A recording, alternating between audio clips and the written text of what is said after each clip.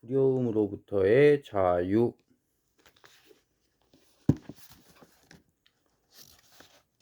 삶에 대한 대부분의 두려움들은 우리의 생각이 만들어낸 것들이다. 그런 두려움은 단지 우리의 생각 속에만 있는 것들이다. 평생 동안 적어도 미국인 4명 중에 1명이 심리불안장애로 진단을 받을 만큼 많은 사람들이 심각한 불안과 걱정 때문에 고통을 겪으며 살아가고 있다. 하지만 병적이거나 무기력할 정도의 불안으로 고통받지 않는 사람들도 한두 번쯤은 지나친 걱정과 불안을 경험할 것이다.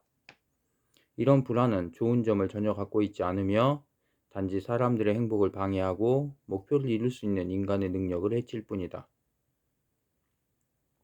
인간의 두뇌는 두려움과 걱정을 기록하는 정교한 시스템을 갖추고 있다. 이러한 시스템은 중요한 일을 한다. 우리가 위험에 처했을 때 생화학적이고 생리적인 과정을 일으켜 신속하게 위험에 대응하게 만드는 것이다. 걱정은 우리를 상황에 대처하게 만드는 역할도 하기 때문에 우리는 위험을 예상하고 예방 조치를 취할 수 있다. 따라서 이런 종류의 두려움과 어느 정도의 걱정은 건강한 것으로 볼 수 있다. 하지만 두려움과 불안감은 계속될 수 있으며 심지어 실제 위협이 없는데도 점점 커질 수 있다. 이렇게 불안감이 실제 위험과 비례하지 않고 계속 커질 때 그것은 우리가 상황에 대처하는 데 아무 도움이 안 된다. 지나친 불안과 걱정은 분노와 미움처럼 몸과 마음을 파괴하며 감정적인 고통을 주는 것은 물론 질병의 원인이 될 수 있다. 주기적으로 불안을 느끼면 정신은 판단력이 흐려지고 점점 초조해지고 제대로 행동할 수가 없다. 불안은 또한 면역 기능을 떨어뜨리고 심장질환, 위장장애, 피곤, 그리고 근육의 긴장과 통증 같은 신체의 문제를 일으킬 수도 있다. 심지어 계속되는 불안은 사춘기 소녀들의 성장을 방해한다는 것이 밝혀졌다. 달라이 라마가 지적하듯이 불안에 대처하는 방법을 찾으면서 우리는 먼저 우리를 불안하게 만드는 많은 원인들이 있음을 깨달아야 한다. 어떤 경우에는 생리적인 원인이 강하게 작용해서 불안감을 느낄 수도 있다. 일부 사람들은 걱정과 불안에 적절히 대응하지 못하는 신경계를 갖고 있는 듯하다. 과학자들은 최근에 불안감과 부정적인 생각에 쉽게 빠지는 사람들과 관련 있는 유전자를 발견했다. 하지만 지나친 걱정의 대부분이 유전적인 원인에서 비롯된 것은 아니다. 학습과 환경이 이런 질병을 일으키는 데 중요한 역할을 한다는 것은 의심할 여지가 없다. 불안감이 생기는 중요한 원인이 신체에 있든 마음에 있든 상관없이 한 가지 반가운 소식은 우리가 그것을 치료하기 위해 무엇인가 할 수 있다는 것이다. 불안이 극심한 경우엔 약을 먹는 것도 좋은 방법이 될 수 있다. 하지만 계속되는 걱정과 불안에 시달리는 대부분의 사람들에게 약물 치료 방법이 도움이 된다고 말할 수는 없을 것이다. 불안을 치료하는 분야의 전문가들은 다양한 접근 방법이 최선이라고 생각한다. 이런 방법들 속에는 환자에게 불안감을 준다고 생각되는 의학적인 치료법은 들어가지 않는다. 적절한 음식과 운동을 통해 건강을 유지하는 것도 도움이 될 것이다. 그리고 달라이 라마가 강조한 것처럼 자비심을 키우고 사람들과 친밀한 관계를 갖는 것은 정신을 건강하게 만들어서 불안감과 싸우는 데 도움을 줄 수 있다. 하지만 불안한 마음을 이기는 구체적인 방법을 찾는다면 특히 효과가 좋은 방법이 한 가지 있다. 그것은 이해를 통해 접근하는 방법이다. 이것은 매일매일의 걱정과 불안을 극복하기 위해 달라이 라마가 전하는 중요한 방법 중 하나이다. 그것은 분노와 미움에 대처하며 이용했던 과정을 똑같이 써서 불안을 일으키는 생각에 적극적으로 도전하고 불안감을 충분한 근거가 있는 긍정적인 생각과 태도로 바꾸는 방법이다. 서양 문화 속에 불안감이 널리 퍼져 있기 때문에 나는 달라이 라마에게 이 문제를 꺼내서 그가 심리적인 불안에 어떻게 대처하는지 무척 알고 싶었다. 그날따라 달라이 라마의 일정은 빈틈없이 잡혀 있었고 인터뷰를 하기 직전에 대화를 짧게 끝내야 할 거라는 비서의 말을 들으면서 나는 점점 불안하고 초조해졌다. 내가 토론하고픈 주제를 모두 얘기할 수 없을 것 같아서 시간에 쫓기는 느낌으로 나는 서둘러 자리에 앉았다. 그리고 하던 습관대로 달라이 라마로부터 간단한 대답을 이끌어내려고 하면서 이야기를 시작했다. 아시겠지만 두려움과 불안은 우리가 목표를 이루는 데 중요한 장애물이 될 수 있습니다. 그것이 외부에 있는 목표든 내면의 성장을 위한 목표든 상관없이 말입니다. 정신의학에는 이런 감정을 다루는 여러 가지 방법이 있습니다. 당신은 두려움과 불안을 이기는 최선의 방법이 무엇이라고 생각하십니까? 아주 간단히 대답해 달라는 부탁에도 불구하고 달라이라마는 특유의 꼼꼼한 접근 방법으로 대답했다. 두려움에 대처할 때 우리는 먼저 서로 다른 종류의 두려움이 있음을 깨달아야 합니다. 어떤 두려움은 진정한 것으로 정당한 근거를 갖고 있습니다. 폭력에 대한 두려움이나 피해에 대한 공포 같은 것이 그것입니다. 우리는 그런 것들이 아주 나쁘다는 걸 알 수 있습니다. 그리고 우리는 우리의 부정적인 행동이 가져올 미래의 결과에 대한 두려움, 고통에 대한 두려움, 미움과 같은 부정적인 감정에 대한 두려움도 있습니다. 이런 것들은 올바른 두려움이라고 나는 생각합니다. 이런 종류의 두려움은 우리를 올바른 길로 인도하고 더욱 따뜻한 인간이 될 수 있게 합니다. 그는 말을 멈추고 잠시 생각에 잠겼다. 이윽고 그가 다시 입을 열었다. 이런 감정들을 두려움이라고 말할 수는 있겠지만 두려움을 느끼는 것과 폭력과 피 같은 것의 파괴적인 성격을 아는 것과는 조금 다를 것입니다. 달라이라마는 다시 말을 멈추고 깊은 생각에 잠기는 듯 했다. 나는 그 사이에 손목시계를 살짝 훔쳐보았다. 분명히 그는 나처럼 시간에 쫓기는 것처럼 보이지 않았다. 마침내 그가 여유 있는 태도로 계속 말했다. 반면에 어떤 두려움들은 우리의 생각이 만들어낸 것입니다. 그런 두려움은 단지 우리 생각 속에만 있는 것들입니다. 그가 웃으면서 말했다. 예를 들어 어린 시절 우리가 어두운 곳에서 느꼈던 두려움.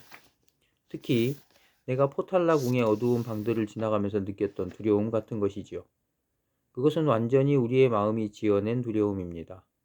내가 어렸을 때 청소부와 나를 보살피던 사람들이 어린아이를 잡아먹는 올빼미가 있다고 항상 나에게 겁을 주었지요. 달라이라마는 호탕하게 웃으며 말했다. 그런데 난 정말로 그들의 말을 믿었어요. 그가 계속 말했다. 우리의 마음이 지어내는 또 다른 두려움이 있습니다. 당신이 부정적인 느낌을 갖고 있다면 당신의 마음 상태 때문에 다른 사람들에 대해서도 그렇게 바라볼 것입니다. 그러면 상대방도 부정적이고 적대적인 사람처럼 보일 것입니다. 결국 당신은 그에게 두려움을 느낍니다. 이런 종류의 두려움은 미움과 관계가 있으며 마음이 만들어낸 두려움입니다. 따라서 두려움에 대처할 때 당신은 먼저 이성의 힘을 이용해 당신의 두려움에 정당한 근거가 있는지 알려고 노력할 필요가 있습니다. 내가 물었다. 특정한 사람에 대해 또는 특별한 상황 속에서 강렬한 두려움을 느끼는 경우도 있겠지만 대다수의 사람들은 매일매일 여러 가지 문제에 대해 언제나 걱정하고 괴로워합니다. 이런 문제에 대처할 방법은 무엇일까요? 그가 고개를 끄덕이며 말했다. 내가 개인적으로 발견한 것으로 그런 걱정을 덜어주는 좋은 방법 중 하나는 이렇게 생각하는 것입니다. 먼저 어떤 상황이나 문제가 해결될 수 있는 성질의 것이라면 그것에 대해 걱정할 필요가 없습니다. 다시 말해 해결책이 있거나 어려움을 벗어날 방법이 있다면 그 문제로 고통받을 필요가 없습니다. 당신이 해야 할 행동은 해결책을 찾는 것뿐입니다. 그 문제로 고민하기보다는 해결책을 찾는 데 힘을 집중하는 것이 훨씬 지혜로운 태도입니다. 이와는 달리 문제의 해결책도 없고 어려운 상황에서 벗어날 방법이 없다면 그것에 대해 걱정해도 아무 소용이 없습니다. 왜냐하면 어쨌든 당신은 그 일에 대해 아무것도 할 수 없기 때문입니다. 이 경우엔 그 사실을 빨리 받아들일수록 더욱 쉽게 마음이 평화로울 것입니다. 이 원칙은 물론 당신이 직접 문제에 부딪힌다는 것을 전제로 한 것입니다. 그렇지 않으면 그 문제의 해결책이 있는지 없는지조차 알지 못할 테니까요. 이런 방법이 자신의 불안감을 줄이는 데 도움이 안 된다고 생각되면 그 다음엔 어떻게 해야 할까요? 글쎄요, 당신은 이 원칙에 대해 좀 더 생각하고 마음속에 확실히 새기려고 노력해야 할 것입니다. 그것을 반복해서 떠올리십시오. 어쨌든 난 이런 접근법이 불안과 걱정을 줄일 수 있다고 생각하지만 그렇다고 언제나 효과가 있을 거라는 말은 아닙니다. 불안이 계속되는 것을 해결하려면 당신은 그 상황을 잘 살펴볼 필요가 있습니다. 불안에도 여러 종류가 있고 그 원인도 여러 가지이기 때문입니다. 어떤 불안감이나 신경질환은 생리적인 원인에서 비롯될 수 있습니다. 예를 들어 사람의 손바닥에 땀이 잘 나는 것은 티베트 의학에 따르면 몸에 흐르는 기의 차원에서 불균형이 있기 때문입니다. 우울증 같은 불안은 생리적인 원인 때문에 생길 수도 있습니다. 이런 병은 의학적인 치료 방법이 도움이 될 것입니다. 따라서 불안에 잘 대처하기 위해선 불안의 종류와 원인을 살펴볼 필요가 있습니다. 이처럼 두려움과 마찬가지로 불안에도 여러 가지 서로 다른 종류가 있습니다. 흔히 볼 수 있는 불안감에는 이런 것이 있습니다. 다른 사람들 앞에서 바보처럼 보일지 모른다는 불안감이나 남들이 자기를 나쁘게 생각할지도 모른다는 불안감입니다. 내가 물었다. 당신도 그런 불안감이나 초조함을 경험한 적이 있나요? 달라이라마는 큰 소리로 웃으며 주저없이 대답했다. 네, 물론 있습니다. 예를 하나 들어주시겠습니까? 그는 잠시 생각하고 나서 말했다. 1954년 중국에서 마오쩌둥 주석과 처음 만났을 때, 그리고 주은라이를 만났을 때 그런 불안감을 느꼈습니다. 당시에 난 올바른 의전 절차와 관례를 전혀 모르고 있었습니다. 그런 만남은 보통 가벼운 대화로 시작해 그 다음에 일에 대한 논의로 진행됩니다. 하지만 두 사람과의 만남에서 난 너무 긴장한 탓에 앉자마자 당면한 일에 대해 바로 말하기 시작했지요. 달라이라마는 그 일을 떠올리며 호탕하게 웃었다. 그리고는 말했다. 당시에 통역을 맡았던 사람은 티베트 출신의 공산주의자이자 나에게는 둘도 없는 친구였는데 그는 그 일이 있은 뒤로 나만 보면 웃음을 터뜨리며 놀려대곤 했습니다. 그 일이 아직도 기억이 납니다. 심지어는 요즘에도 대중들 앞에서 강연을 시작하기 바로 전엔 언제나 약간의 불안감을 느낍니다. 그러면 수행원들이 나에게 이렇게 말하지요. 그렇게 불안해하실 거라면 왜 강연 요청을 곧바로 수락하셨습니까? 하고 말입니다. 그는 다시 웃음을 터뜨렸다. 내가 물었다. 당신은 개인적으로 그런 불안에 대해 어떻게 대처하십니까? 불만스러운 마음을 감추지 않은 솔직한 목소리로 그가 조용히 말했다. 글쎄요, 잘 모르겠군요. 그는 잠시 말을 멈췄고 우리는 오랫동안 조용히 앉아 있었다.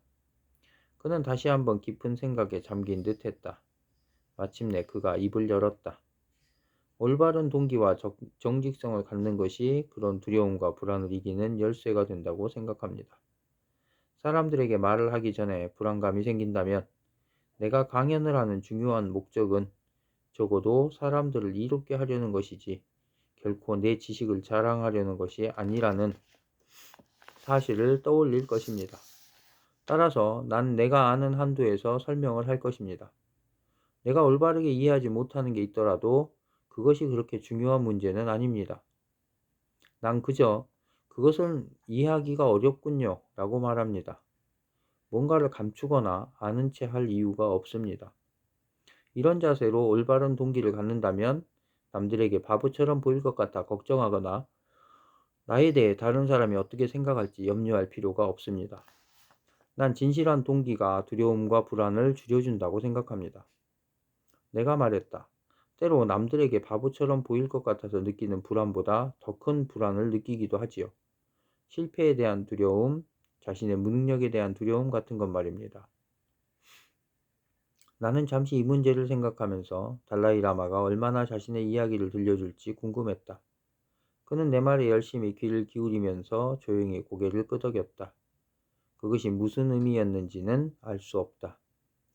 내 말에 동감하는 것 같기도 했지만 그 의미를 알기도 전에 나는 이야기의 방향을 바꿔 내가 가진 두려움과 불안에 대처할 수 있는 방법에 대해 그의 조언을 구했다. 내가 말했다.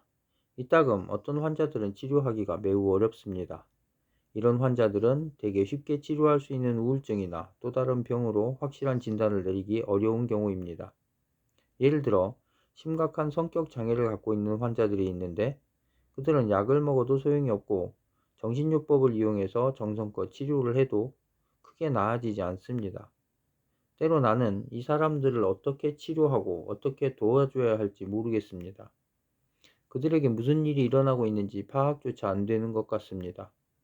그런 일이 있으면 난 어떻게 해볼 수 없는 무기력한 상태에 빠지고 맙니다. 난 불평하듯 말했다. 그런 일이 생기면 나 자신이 무능력하게 느껴지고 정말로 두렵고 불안해집니다. 달라이라마는 진지하게 듣고 있다가 다정한 어조로 물었다. 당신은 당신을 찾아오는 환자 중 70%의 사람을 도와줄 수 있다고 말할 수 있습니까? 내가 대답했다. 적어도 그 정도는 도와줄 수 있을 겁니다. 내 손을 다정하게 두드리면서 그가 말했다. 그러면 문제가 없다고 생각합니다. 만일 당신이 환자의 30%만 도와줄 수 있다면 난 당신에게 다른 직업을 생각해 보라고 권했을 것입니다. 하지만 그 정도면 잘하고 있다고 생각합니다. 내 경우에도 도움을 요청하기 위해 사람들이 많이 찾아옵니다. 많은 사람들이 깜짝 놀랄 기적이나 기적 같은 치료를 바라지만 물론 난 모든 사람을 도와줄 수 없습니다. 그러나 중요한 것은 동기라고 생각합니다. 그들을 도우려는 진실한 동기만 있으면 되는 것입니다. 그리고 단지 최선을 다하면 당신은 그 일에 대해 걱정할 필요가 없습니다. 물론 내 경우에도 매우 복잡하고 심각한 상황이나 무거운 책임감을 느끼게 하는 상황이 종종 있습니다. 내 생각에 최악의 경우에는 사람들이 지나칠 정도로 나를 내 생각에 최악의 경우는 사람들이 지나칠 정도로 나를 믿을 때입니다. 사람들이 내 능력 밖에 있는 일을 해결해 주기를 바라는 것이지요. 이런 경우엔 물론 불안감이 밀려오기도 합니다. 그러면 난 다시 한번 동기의 중요성을 생각합니다. 내가 가진 동기들을 떠올리면서 나는 진실한 마음으로 최선을 다했다고 생각하려고 합니다. 자비심과 같은 진실한 동기를 가지면 실수를 하거나 그 일을 해결하지 못했다고 하더라도 후회할 이유는 없습니다. 내 입장에선 최선을 다한 결과이기 때문입니다. 만일 내가 실패했다면 그것은 내가 최선을 다해도 안 될 상황이었기 때문입니다. 따라서 진실한 동기는 두려움을 없애고 당신에게 자부심을 느끼게 해줍니다. 만일 누군가를 속이려는 동기로 어떤 일을 해서 그 일에 실패한다면 당신은 정말로 짜증이 날 것입니다. 하지만 자비로운 동기를 갖고 시도한 일에 실패한다면 굳이 후회할 필요는 없을 것입니다. 따라서 나는 올바른 동기가 스스로를 보호하는 역할을 할 수 있으며 두려움과 불안으로부터 자신을 지켜준다고 생각합니다. 동기는 정말 중요합니다. 사실 모든 인간의 행동을 겉으로 드러나는 움직임으로 생각할 수 있지만 모든 행동의 뒤에서 사람을 움직이게 만드는 것은 동기입니다. 진실하고 순수한 동기를 많이 갖는다면 그리고 친절과 자비와 존경을 바탕으로 남을 도우려는 동기로 행동한다면 당신은 어떤 일도 해낼 수 있고 그것도 별로 두려워하거나 걱정하지 않고 잘할 수 있습니다. 또한 다른 사람의 생각에 대해서는 물론 결국 목표를 이룰 수 있을지 없을지에 대해서도 두려워하지 않을 것입니다. 설령 목표를 이루는 데 실패할지라도 당신은 노력한 사실만으로도 만족할 것입니다. 하지만 나쁜 동기를 갖고 있다면 당신이 사람들의 칭찬을 받고 목표를 달성하더라도 여전히 행복하지 못할 것입니다. 불안을 치료하는 방법에 대해 이야기하면서 달라이 라마는 서로 다른 차원에서 효과가 있는 두 가지 방법을 말한다. 첫 번째는 다음과 같이 생각하면서 그것에 대처하는 방법이다. 문제의 해결책이 있다면 걱정할 필요가 없다. 해결책이 없다면 역시 걱정해도 소용없는 일이다. 두 번째는 좀 더 폭넓은 효과가 있는 방법이다. 이것은 사람들의 기본적인 동기를 바꾸는 일이다. 인간의 동기에 대해서 말할 때 달라이 라마의 접근법과 서양 심리학의 접근법 사이에는 흥미로운 차이가 있다. 앞서 말했듯이 인간의 동기에 대해 연구한 학자들은 인간의 동기를 조사하고 나서 인간의 욕구와 충동에는 본능적인 것과 학습된 것이 있다고 생각했다. 달라이 라마는 열정과 결단을 키우기 위해 학습된 동기를 키우고 이용하는 데 초점을 맞추었다. 어떤 면에서 이것은 서양의 전통적인 동기부여 전문가들의 견해와 비슷하다. 이들 또한 목표를 이루기 위해 인간의 열정과 결단을 강화하는 방법을 찾고 있기 때문이다. 하지만 달라이 라마는 더 건강하게 행동하고 부정적인 마음을 없애기 위해 결단과 열정을 추구하는 것이지만 서양의 전문가들은 세속적인 성공과 돈, 권력을 얻기 위해 그런 감정을 강조한다는 점에서 차이가 있다. 그리고 가장 뚜렷한 차이점은 서양의 동기부여자들이 세속적인 성공을 위해 사람이 이미 갖고 있는 동기를 부채질하느라 바쁘고, 서양의 이론이 인간의 기본적인 동기를 분류하는 데 열중하고 있는 반면에 달라이라마는 인간의 기본적인 동기를 자비롭고 친절한 것으로 바꾸는 데 가장 큰 관심을 갖고 있다는 것이다. 마음의 수행을 통해 행복에 이를 수 있다는 달라이라마의 관점에서 바라본다면 남을 위하려는 동기를 가질수록 극심한 불안을 일으키는 상황에 부딪혀도 두려워하는 일이 줄어들 것이다. 하지만 완전히 남을 위한 일이라고는 할 수 없는 작은 일들에도 이 원칙을 적용할 수 있다. 그럴 때도 한 걸음 뒤로 물러서서 자신에게 남을 해치려는 생각이 없고 자신의 동기가 진실하다고 확신한다면 우리는 크고 작은 상황 속에서도 불안감을 줄일 수 있다. 달라이라마와 이런 이야기를 하고 얼마 지나지 않아 나는 여러 사람들과 함께 점심을 먹을 기회가 있었다. 그들 중에는 그 지방의 대학에 다니는 청년이 끼어 있었다. 점심을 먹는 동안 누군가 달라이라마와의 대화가 어떻게 진행되느냐고 물어서 나는 불안을 극복하는 문제에 대해 우리가 나눈 대화를 자세히 이야기해 주었다. 그 대학생은 진실한 동기가 불안을 치료하는 수단이 된다는 내 말에 조용히 귀를 기울이더니 자신의 고민을 털어놓았다. 자신은 언제나 고통스러울 정도로 부끄러움을 타고 인간관계 속에서 큰 불안감을 느낀다는 것이다. 청년은 어떻게 하면 자신의 불안을 극복하는데 이 방법을 쓸 수 있을지 궁리하는 표정을 지으며 이렇게 말했다. 정말 흥미로운 이야기군요. 하지만 친절과 자비심 같은 고상한 동기를 항상 갖고 있기에는 무척 힘들 것 같습니다. 나는 그의 말에 동의하지 않을 수 없었다. 맞는 말인 것 같군요. 곧 대화는 다른 주제로 넘어갔고 이윽고 우리는 점심 식사를 마쳤다.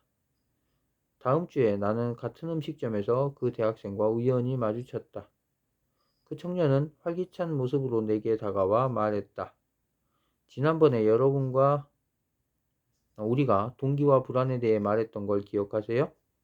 그때 선생님이 말씀하신 방법을 한번 시도해 봤는데 정말 효과가 있더라고요. 백화점에서 일하는 여자가 있는데 난 백화점에 갈 때마다 그녀를 보러 가곤 했어요. 난 언제나 그녀에게 밖에서 만나자고 말하고 싶었지만 그녀를 모르는 상태였고 무엇보다 그때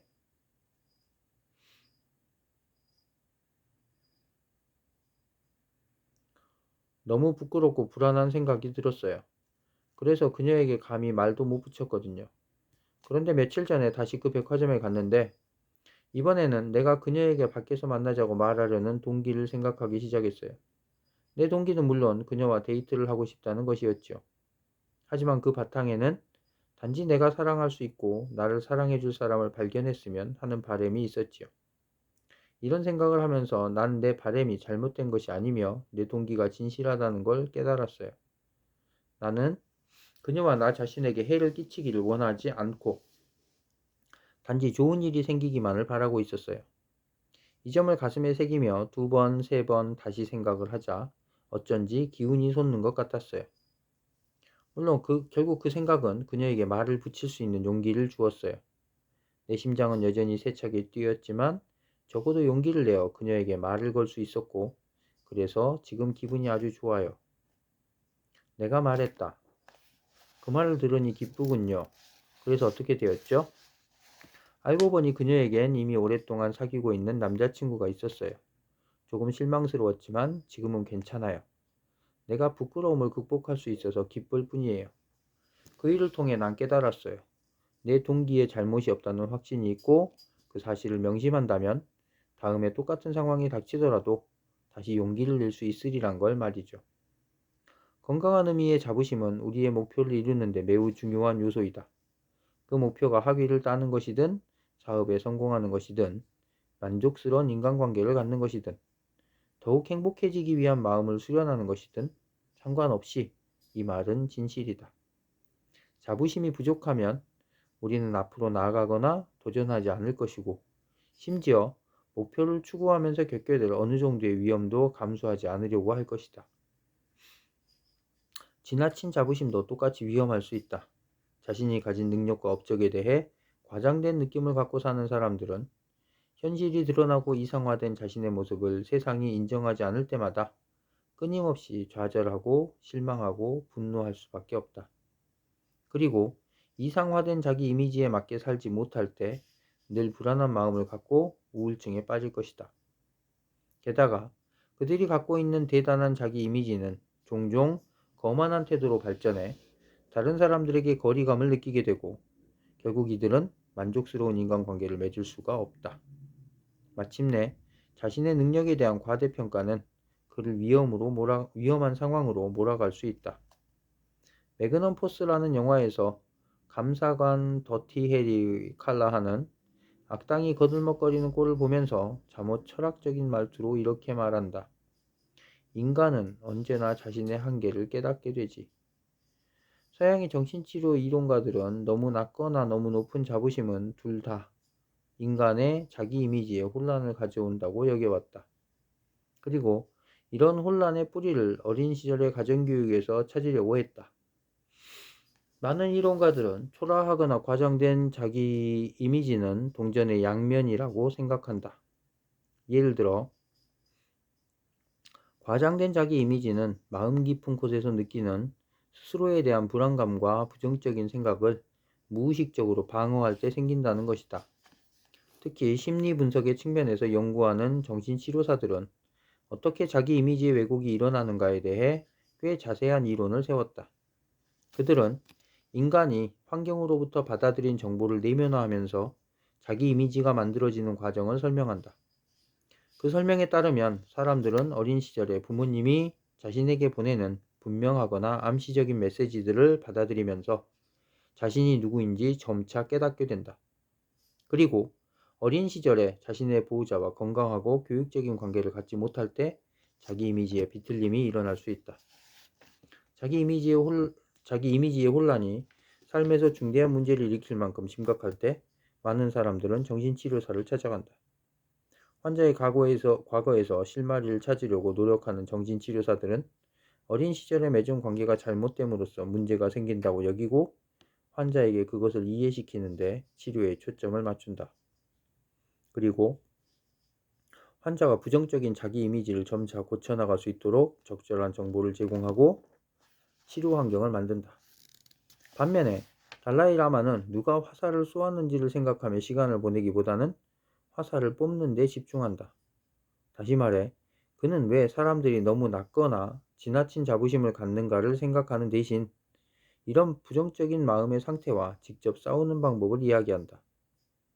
최근 수십 년 동안 인간의 자아에 대한 것은 심리학 분야에서 사람들이 가장 많이 연구한 주제 중 하나였다. 자아의 시대인 1980년대에는 학자들이 매년 수천 편의 논문을 쏟아놓으며 자존심과 자부심에 관련된 주제를 연구했다. 이런 생각을 하면서 나는 달라이 라마에게 그 주제에 대해 이야기를 꺼냈다. 우리가 나눈 대화 중에서 당신은 겸허함을 긍정적인 것으로 이야기하면서 그것이 어떻게 인내와 관용을 키우는 일과 관계가 있는지 말했습니다. 서양의 심리학과 문화는 대개 높은 자존심과 자부심 같은 성격을 키우는 것에는 관심이 있지만 겸허함에 대해선 별로 신경을 안 쓰는 것 같습니다. 사실 서양에선 자부심을 매우 중요하게 생각합니다. 그래서 난 당신에게 이런 질문을 하고 싶습니다. 서양인들이 이따금 자부심을 너무 강조하고 자기 자신에 너무 몰두해 있다고 생각하지 않으십니까? 달라이 라마가 대답했다. 반드시 그런 것은 아닙니다.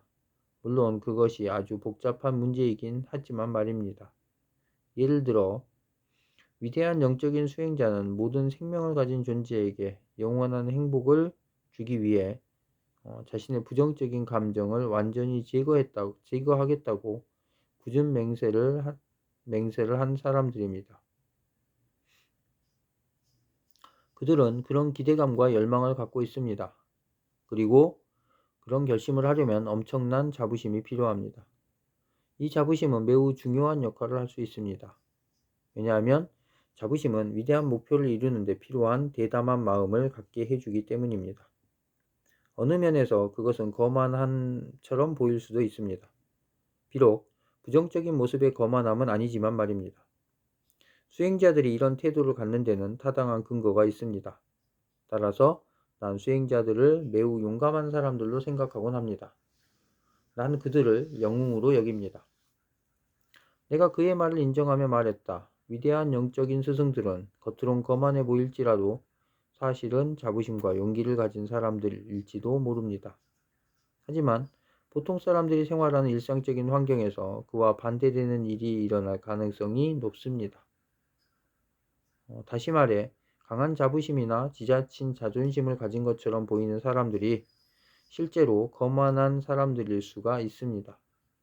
불교에서 거만함은 근본적으로 고통을 주는 감정의 하나라고 난 알고 있습니다. 실제로 어느 불교 종파의 경전에서 7가지 서로 다른 거만함에 대해 설명하는 것을 읽은 적도 있습니다.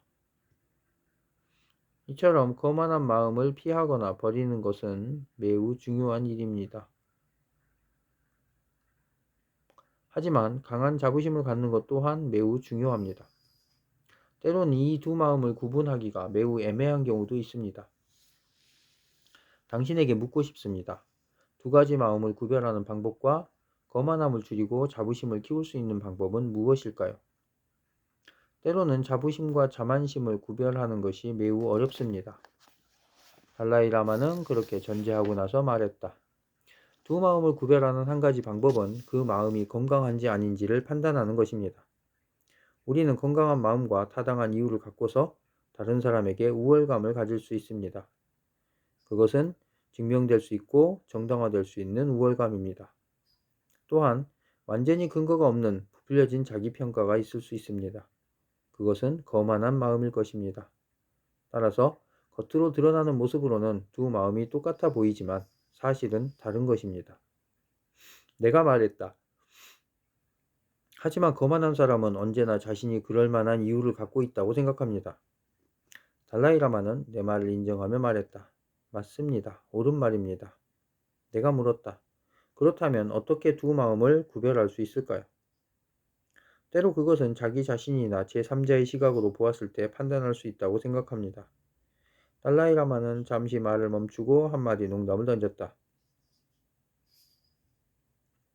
그것이 지나친 자부심, 즉 거만함이 아닌지 알기 위해선 법원까지 가야 할지도 모릅니다. 그는 잠시 웃고 나서 계속 말을 이어갔다. 자만심과 정당한 자부심을 구별하기 위해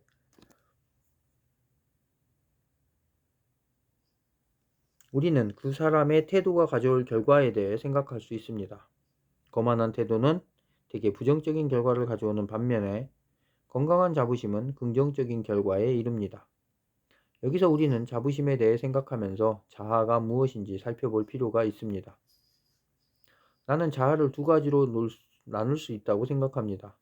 첫 번째 자아, 즉 에고는 오직 자신의 이익과 이기적인 욕망에만 관심이 있을 뿐 다른 사람의 행복에 대해서는 전혀 관심이 없습니다. 또 다른 종류의 에고, 즉 참된 자아는 다른 사람에게 진정으로 관심을 갖고 봉사하려는 소망에 바탕을 두고 있습니다. 타인에게 봉사하려는 바람을 이루기 위해선 참 자아에 대한 강한 의식과 자부심이 필요합니다. 이런 자부심은 긍정적인 결과를 가져옵니다. 내가 말했다.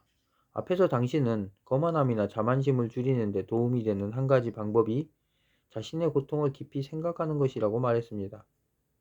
물론 자만심을 단점으로 인정하고 극복하려고 할 때 말입니다.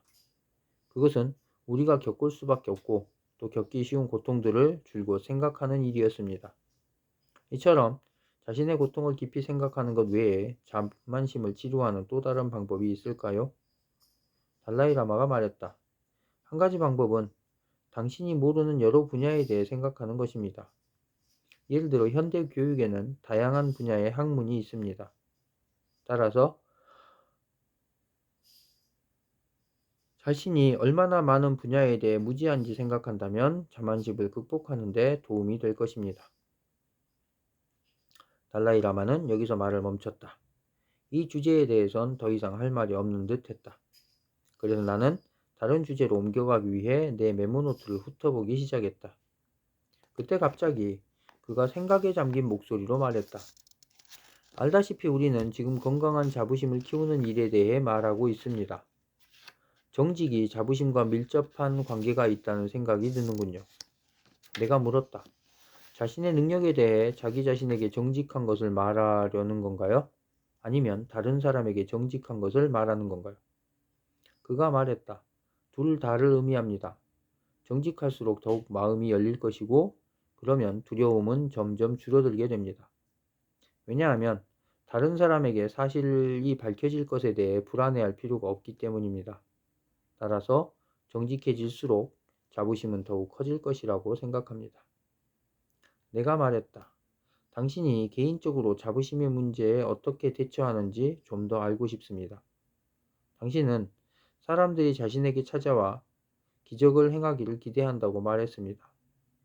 실제로 사람들은 당신에게 많은 부담을 주고 너무 높은 기대를 하는 것 같습니다. 마음의 올바른 동기를 갖고 있더라도 사람들의 기대 때문에 자신의 능력에 대한 자신감을 잃지는 않을까요? 달라이 라마가 말했다. 여기서 기억해야 할 것은 특별한 행위와 관련해서 자신감을 잃는다거나 자신감을 얻는다 라는 말이 도대체 무슨 뜻인가 하는 것입니다. 어떤 일에 자신감이 없다는 것은 자신의 능력 안에서는 능력 안에 있는 일은 할 수 있다는 믿음을 당신이 갖고 있다는 뜻이기도 합니다. 그런데 만일 자기의 능력 안에서 있는 일을 할 수 없다면 만일 자기 능력 안에 있는 일을 할 수 없다면 당신은 이런 생각이 들기 시작할 것입니다. 난 이 일을 할 만큼 충분한 능력이나 자질이 없는 것 같아. 하지만 내가 기적을 행할 수 없다고 깨닫는다고 해서 바로 자신감을 잃지는 않습니다. 왜냐하면 무엇보다도 내게 그런 능력이 있다고 내 스스로가 믿지 않기 때문입니다. 난 내가 완전히 깨달은 붓다와 같은 역할을 할 수 있다고 생각하지 않습니다. 다시 말해, 모든 것을 알고, 모든 것을 이해하고, 언제든지 올바른 일만 행할 수 있다고 생각하지 않습니다. 따라서 사람들이 날 찾아와 자신들을 치료하거나 기적 같은 일을 행하라고 요구할 때면 난 자신감을 잃기보다는 아주 난처한 느낌이 듭니다. 자신이 할 수 있거나 없는 일에 대해 자신과 타인에게 정직하다면 자신감을 잃는 일은 없을 것입니다. 하지만 중국과의 상황에 대처하면서 이따금 난 자신감을 잃어버리는 듯한 느낌이 들 때가 있습니다. 하지만 대개 난 그런 상황에 대해 관리들과 상의하고 때로는 일반인들의 의견을 듣기도 합니다. 친구들에게 그들의 생각을 묻고 그 문제에 대해 함께 논의합니다. 많은 결정들이 다양한 사람들과의 토론을 통해 신중하게 이루어지기 때문에 일단 내려진 결정에 대해 나는 확신을 가지며 그것에 대해 후회하지 않습니다. 두려움 없는 마음과 정직한 자기평가는 스스로를 의심하지 않고 자부심을 잃지 않게 하는데 큰 도움이 될 수 있습니다.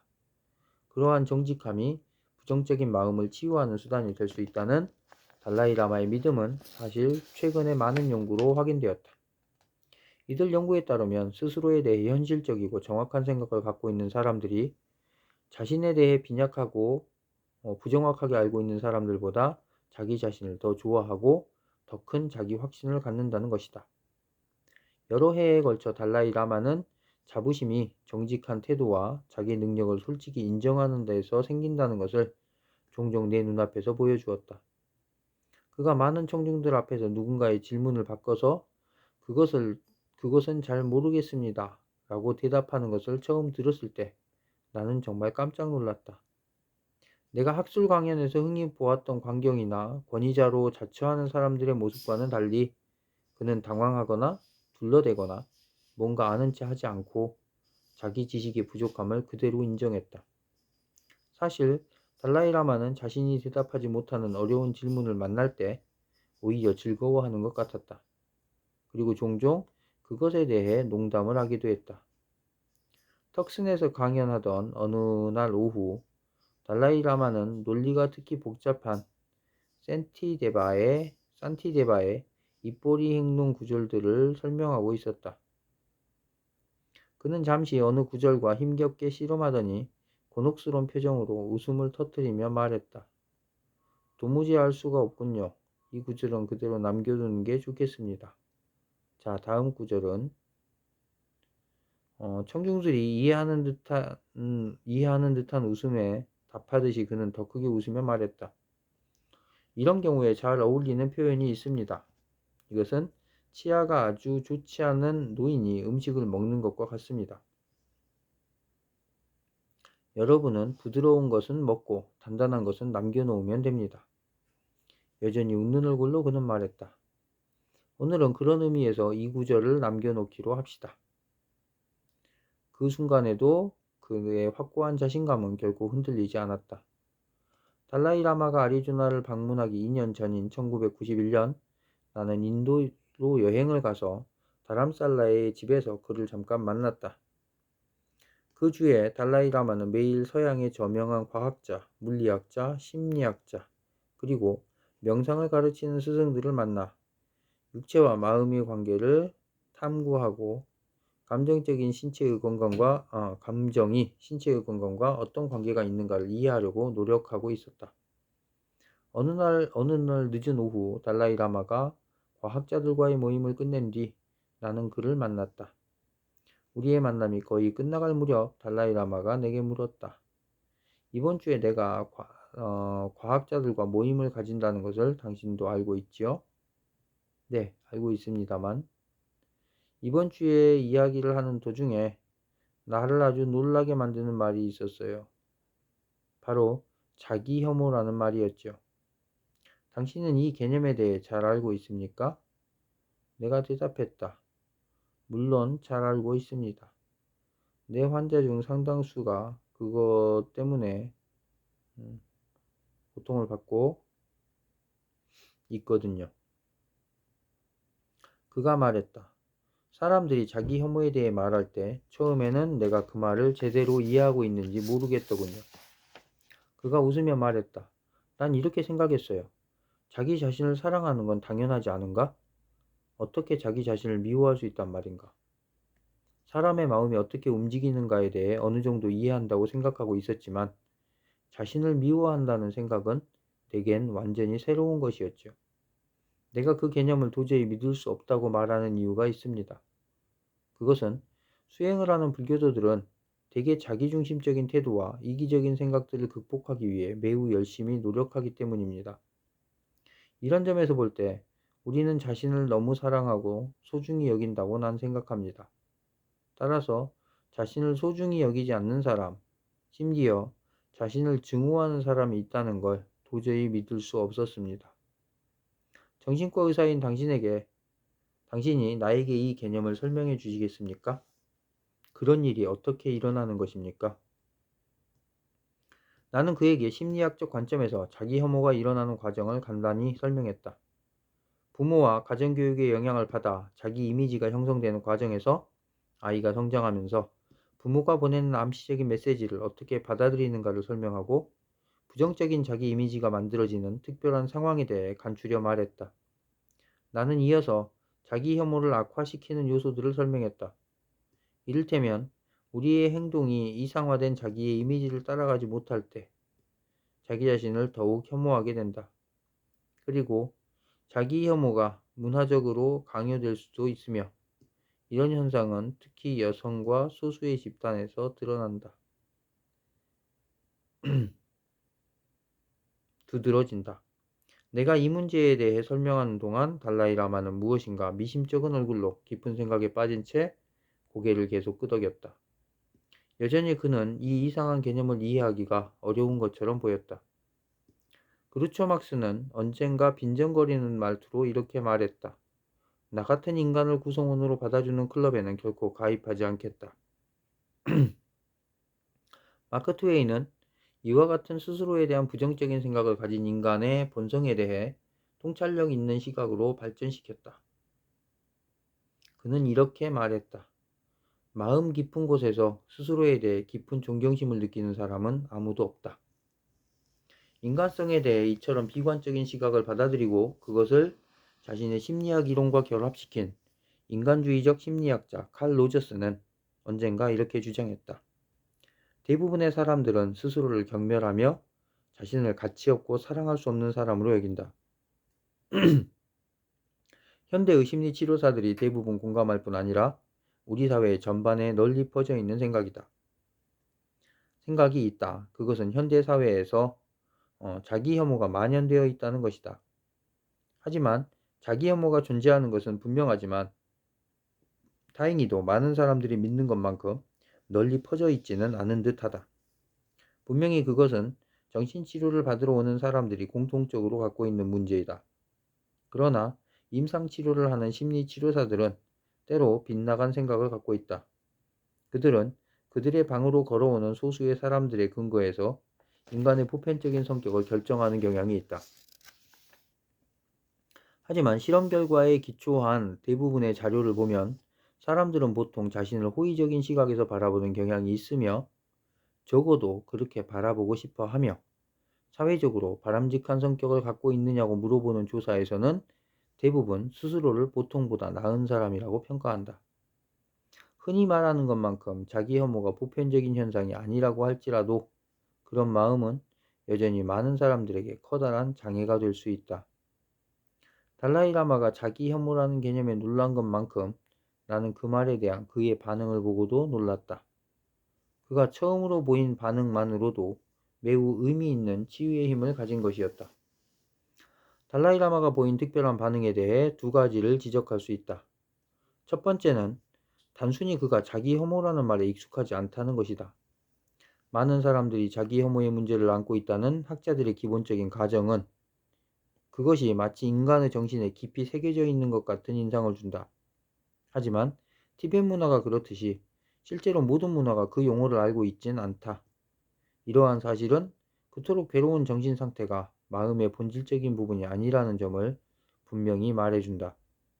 그것은 우리가 앞에서 토론한 부정적인 마음들처럼 인간의 본질이 아닌 것이다. 그것은 타고난 것도 어쩔 수 없이 간직해야 하는 것도 아니며 우리의 본성에서 없을 수 없는 특징도 아니다. 자기 혐오는 충분히 내던져 버릴 수 있는 심리 상태이다.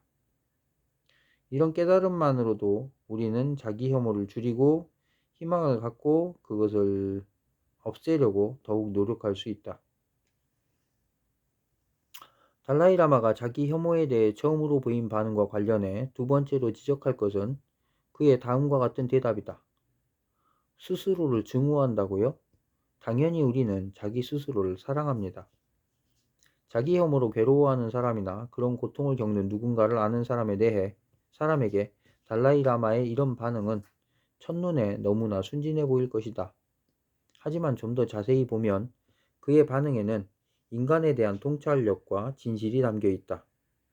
사랑은 정리하기 힘들고 또 서로 다른 정의가 많이 있을 것이다. 하지만 사랑에 대한 한 가지의 정의, 그것도 가장 순수하고 고상한 사랑에 대한 정의는 다른 사람의 행복을 온 마음을 다해 무조건 바라는 것이다. 사랑은 다른 사람이 행복해지기를 진심으로 바라는 것이다. 그 사람이 자신을 해치는 짓을 했든 안 했든, 심지어 그를 좋아하든 안 하든 상관없이 그의 행복을 진정으로 바라는 것이다. 그리고 우리 자신이 행복해지고자 하는 소망을 가슴 깊이 간직하고 있는 것도 분명한 사실이다. 따라서 사랑을 누군가의 행복을 진정으로 바라는 것으로 정의할 수 있고 우리 자신도 스스로를 사랑하고 있다면 우리 모두는 진정으로 자신의 행복을 바랄 것이다. 임상치료를 하면서 나는 때로 자기 혐오의 극단적인 경우를 만나곤 한다. 자살 충동이 주기적으로 일어날 정도로 심각한 사람도 있었다. 하지만 이런 극단적인 경우조차도 그가 죽음을 생각하는 이유는 궁극적으로 자신에게 고통을 주려는 것이 아니라 자신을 고통에서 해방시키기를 바라기 때문이다. 비록 그것이 왜곡되고 잘못된 소망이기는 하지만 말이다. 따라서 우리 모두가 기본적으로 자기 자신을 사랑한다는 달라이 라마의 믿음은 빗나간 생각이 아닐 것이다. 그리고 이 생각은 자기 혐오에 대한 강력한 치료 수단이다. 우리가 자신의 성격의 일부를 얼마나 싫어하든 우리 모두의 마음속에는 자신이 행복해지기를 바라는 깊은 사랑이 깔려 있다. 바로 이런 믿음을 통해 우리는 자신을 경멸하려는 생각을 물리칠 수 있다. 다음번 다람살라를 방문했을 때 나는 다시 한번 달라이 라마에게 자기 혐오의 문제를 꺼냈다.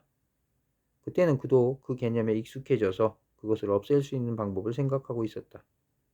그는 말했다. 불교의 관점에서 보면 우울함과 좌절감에 휩싸여 있는 것은 일종의 극단적인 상태로 목표를 이루는데 분명히 장애가 될 수 있습니다. 자기 혐오는 단순히 좌절감을 느끼는 것보다 훨씬 극단적인 것으로 매우 위험한 결과를 낳을 수 있습니다. 불교 수행에 매진하는 사람들이 자기 혐오를 없애려고 한다면 자신을 포함한 모든 존재가 불성을 갖고 있다고 생각하면 될 것입니다. 다시 말해, 현재 자신의 처한 상황이 아무리 어렵고 궁핍할지라도 자신 속에는 해탈, 즉 완전한 깨달음을 위한 씨앗 또는 잠재력이 있다고 믿는 것입니다. 따라서 불교 수행을 하면서 자기 혐오 때문에 고통을 겪는 사람들은 존재의 고통스러운 본질이나 존재가 기본적으로 갖고 있는 만족하지 못하는 성격에 대해 생각하는 것을 피해야 합니다. 그 대신 인간 존재로서 자신 안에 있는 무한한 능력을 인정하는 것처럼 자기 존재의 긍정적인 측면에 집중해야 합니다. 이와 같이 스스로가 갖고 있는 기회와 능력을 생각한다면 자신의 가치에 대한 자신감이 더욱 커질 것입니다. 이제는 반복되는 질문이 되었지만 나는 불교를 믿지 않는 사람들을 염두에 두고 그에게 물었다. 불성에 대해 듣도 보도 못한 사람이나 불교를 믿지 않는 사람들이 자기 혐오를 극복할 수 있는 방법은 무엇인가요? 그런 사람들에게 해줄 수 있는 말은 우리가 인간 존재로서 너무나 훌륭한 지성을 선물로 받았다는 것입니다. 무엇보다도 모든 인간 존재는 굳은 결심을 할 수 있는 능력이 있으며 그토록 강한 결심을 이용해 무엇이든 할 수 있다는 것입니다. 이것은 의심할 여지가 없는 사실입니다. 만일 그 능력을 꾸준히 의식하고 반복해서 떠올려 결국 자신을 포함한 모든 인간 존재를 그런 방향에서 생각하는 습관을 갖는다면 좌절감이나 무기력, 자기 혐오의 느낌을 줄일 수 있을 것입니다. 달라이라마는 잠시 말을 멈췄다가 정밀하게 무엇인가를 살펴보는 어조로 계속 말했다. 그는 여전히 적극적으로 탐구하고 계속해서 무엇인가를 발견하려고 노력하고 있었다. 난 이것이 육체의 질병을 치료하는 방법과 비슷하다고 생각합니다. 의사는 어떤 사람의 특정한 병을 치료하면서 특정한 치료 조건을 만들기 위해 환자에게 항생제를 투여합니다. 그리고 그 전에 환자의 기본적인 신체 조건이 항생제를 받아들이고 견딜 수 있는지 확인합니다. 이를 위해 의사들은 환자의 일반적인 영양 상태가 좋은지 살펴보며 종종 기운을 보충하기 위해 비타민 같은 것을 줘야 할지도 모릅니다. 환자의 몸에 기본적인 힘이 있는 한 약을 통해 병을 치료할 잠재 능력이 몸 안에 있을 것입니다. 마찬가지로 우리가 인간의 지성이라는 놀라운 선물을 갖고 있고 결단력을 키우고 또 그것을 긍정적으로 사용하는 능력이 있음을 계속 의식하는 한 어떤 의미에서 우리는 기본적인 정신건강을 유지하고 있는 것입니다. 이런 기본적인 힘은 인간이 위대한 능력을 갖고 있다는 깨달음에서 생겨납니다. 이와 같은 깨달음을 우리 마음속에 새길 때 우리는 어떤 어려움에 부딪히더라도 희망을 잃지 않고 자기 혐오에 빠지지 않으며 그 일에 대처할 수 있을 것입니다. 우리가 모든 인간 존재와 공유하고 있는 위대한 특성들을 기억하는 것은 스스로를 열등하고 무가치한 사람으로 생각하려는 충동을 막아준다. 사실 많은 티베트인들이 매일 명상 수련을 통해 이것을 실천에 옮기고 있다. 아마도 이런 점이 티베트 문화에서 자기 혐오를 찾아보기 힘든 이유일 것이다.